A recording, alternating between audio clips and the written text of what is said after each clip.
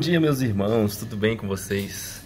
Mais uma vez a gente vem aqui para falar sobre um ponto tão polêmico, né? Que é a letra mata e o espírito vivifica. Por que será que a gente se prende a... Não é nem um verso, né? Nem metade do verso é o finalzinho de um verso e julga aquilo como se tudo fosse verdade, como se toda a escritura fosse verdade a partir daquele finalzinho. Olha só, eu tô aqui com um celular aqui, eu tô aqui com a Bíblia aqui, ó. E eu vou ler alguns pontos para vocês. Eu fiz uma pesquisa de pontos que falam sobre a gente examinar as escrituras, sobre a gente estudar as escrituras. E, por incrível que pareça, apareceram mais de 100 pontos para a gente estudar, explicar e examinar. Nem dá para falar de todos aqui. Eu me ative só aos pontos do Novo Testamento, que é... Muita gente fala, mas tá no Velho Testamento, então eu me ative só aos pontos do Novo Testamento. E eu queria começar por esse mesmo. A letra mata e o espírito vivifica. Em 2 aos Coríntios, no capítulo 3, no verso 6, está dizendo assim: o qual nos fez também capazes de sermos ministros de um novo testamento, não da letra, mas do espírito, porque a letra mata e o espírito vivifica. É tão óbvio aqui, é tão claro que está falando do testamento da lei, né, do testamento passado, e agora do Novo Testamento, da nova aliança, né?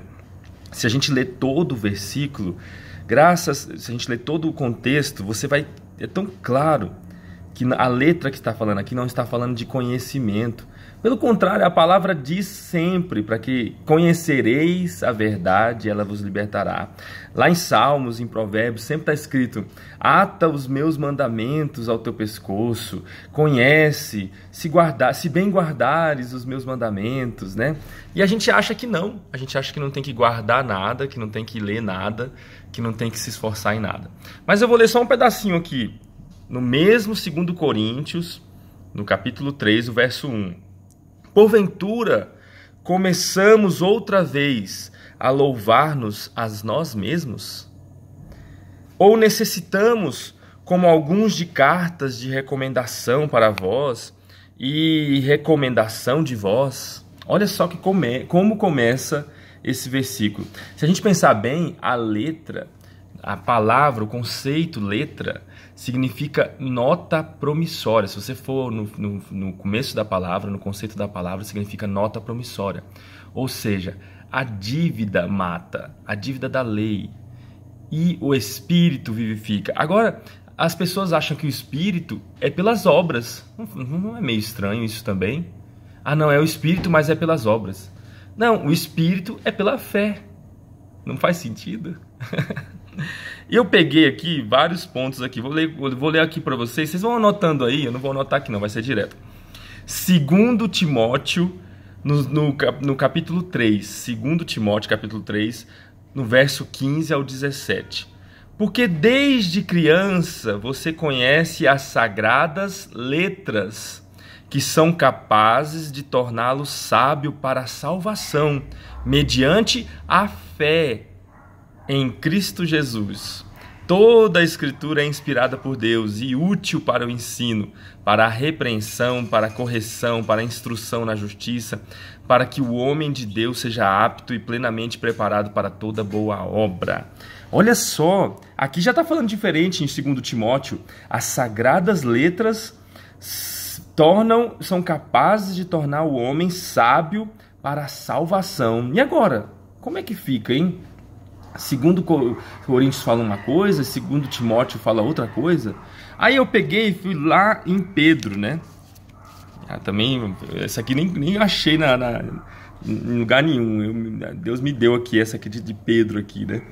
Primeira carta de Pedro, capítulo 3, no verso 15. Olha só o que está escrito.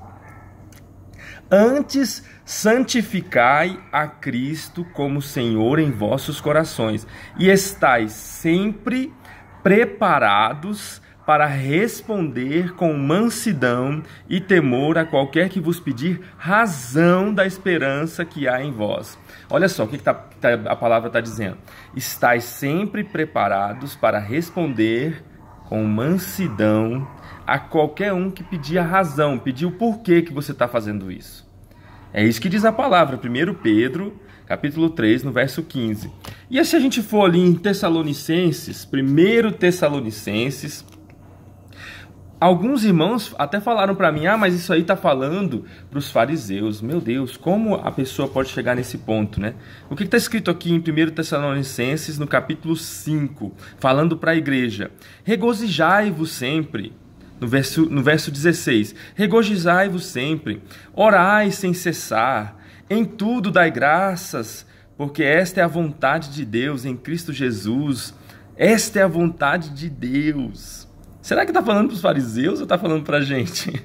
Não extingais o Espírito. Será que a gente chama o Espírito ou a gente esquece do Espírito? Pensa bem nisso aí.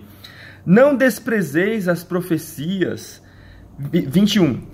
Examinai tudo. O que é examinar? Será que examinar é só não olhar nada? Será que examinar é não fazer nada, não ler nada, não ver direito? Quando você vai no médico para ele te examinar, ele não fala nada e tá tudo bem? Ou ele tira todos os exames, manda você fazer uma bateria de check-up, não sei o quê. Examinai tudo e retende o bem. Será que... O que tem a ver, né? Será que tá errado isso aqui? E aí... São vários os pontos. Por exemplo, lá em Atos dos Apóstolos, no capítulo 17, verso 11. Eram mais nobres do que os tessalonicenses, pois receberam a mensagem com grande interesse, examinando todos os dias as Escrituras, para ver se tudo era assim mesmo. Não é assim que a gente tem que conferir aqueles que pregam a palavra, se o que estão fazendo é assim mesmo? Está escrito aqui na palavra? Onde você acha que a gente confere se está certo ou se está errado? Se não é na palavra. E segundo Timóteo, capítulo 2, verso 15. Procure apresentar-se a Deus aprovado, como obreiro que tem do que não tem de se envergonhar e que maneja muito bem, corretamente, a palavra da verdade. Será que você maneja bem a palavra da verdade? Vamos lá em João, carta de João, capítulo 5, 39. Vocês estudam, examinam cuidadosamente as Escrituras, porque pensam que nelas vocês têm a vida eterna. E são as Escrituras que testificam a meu respeito, que testemunham a meu respeito. Olha só, quer dizer que agora as Escrituras é o que testemunham ao respeito do Senhor Jesus. Meu Deus! Lá em Marcos 12, 24. Jesus respondeu: vocês estão enganados, pois não conhecem as Escrituras, nem o poder de Deus. Ah, não, gente, por favor. Olha só! Jesus falando, vocês estão enganados, porque não conhecem as Escrituras e nem o poder de Deus. E por aí vai, tantos versos. Oséias, né? Eu disse que ia falar um verso lá do passado, do Velho Testamento. Oséias é muito forte. O meu povo, Oséias capítulo 4, no verso 6. O meu povo é destruído por falta de conhecimento. Será que faz sentido? Será que quando Deus fala o meu povo, Deus falando o meu povo é destruído por falta de conhecimento, será que a gente não teria que repensar algumas coisas? 1 Pedro, no capítulo 1, verso 10 e 11. 1 Pedro, capítulo 1, verso 10 e 11.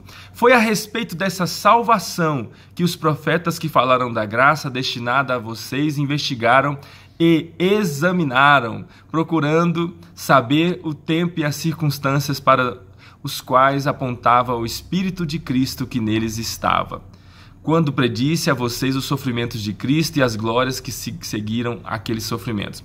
Foi a respeito dessa salvação que investigaram e examinaram. 1 Timóteo 4, no verso 13. Até a minha chegada, dedique-se à leitura pública da Escritura, à exortação e ao ensino. Será que a gente está se dedicando a essa leitura pública, como está sendo feito aqui, à exortação e ao ensino? ou a gente só cumpre um ponto e deixa outros de lado. E por aí vai tantos versos aqui. Acho que eu vou ler só mais um ou dois aqui. Romanos, no capítulo 15, no verso 4. Pois tudo que foi escrito no passado foi escrito para nos ensinar. Meu Deus, então peraí, a gente tem que aprender. De forma que por meio da perseverança e bom ânimo, procedentes das Escrituras, mantenhamos a nossa esperança. Olha, procedentes da onde? Das Escrituras. Vamos ver mais um verso aqui. Vamos ver aqui, vamos passar esses aqui do Velho Testamento, não. Vamos ver aqui, Josué, né? Josué fala, não deixe de falar as palavras deste livro da lei, de meditar nelas dia e noite. Meu Deus, eu podia ler tantas partes no Velho Testamento, mas não tem necessidade. Segundo Pedro, no capítulo 3, verso 17 e 18. Portanto, amados, também disso, guardem-se para que não sejam levados pelos erros dos que não têm princípios morais, nem percam a sua firmeza e caiam. Cresçam, porém, na graça e no conhecimento do nosso Senhor e Salvador Jesus Cristo. A Ele seja dada a glória, agora e para sempre. Amém.